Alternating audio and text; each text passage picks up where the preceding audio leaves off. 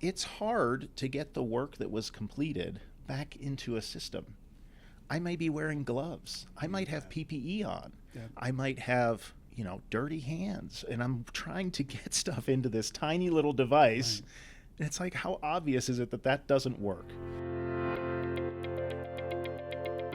AI right now has a considerable still amount of hype around it. I did not bring my magic box today to open on the table and solve all the problems, but I think we have that background and context to say, here's an example, and this will seem very obvious, but for our customers in field service, what we realized, and you get this through ride-alongs, you get this through tangible feedback from the field, is it's hard to get the work that was completed back into a system.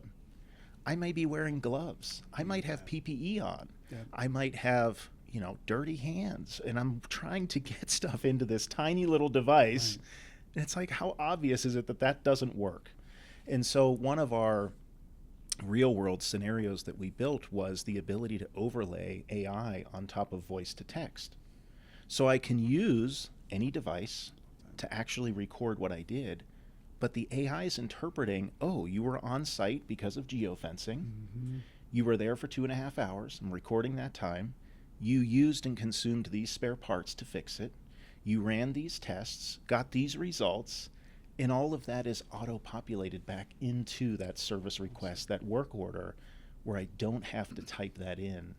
And so now it becomes more of a situation where I tell the system what I did, and there's a quick check to make sure it interpreted everything right, and then I'm accepting. So I don't have to type all this stuff into a small, tiny device, and I messed up and used the wrong things.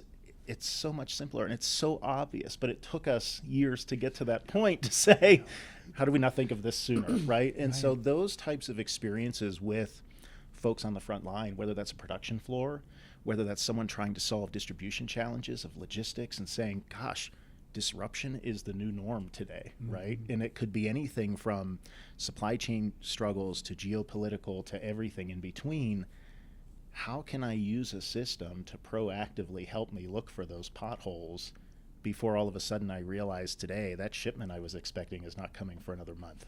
Right. And now that's bad experiences for me, for my customers, for my suppliers, and anyone in the chain. So that's the most exciting piece of the role, is I get to see those front world real challenges and how we can apply technology to it.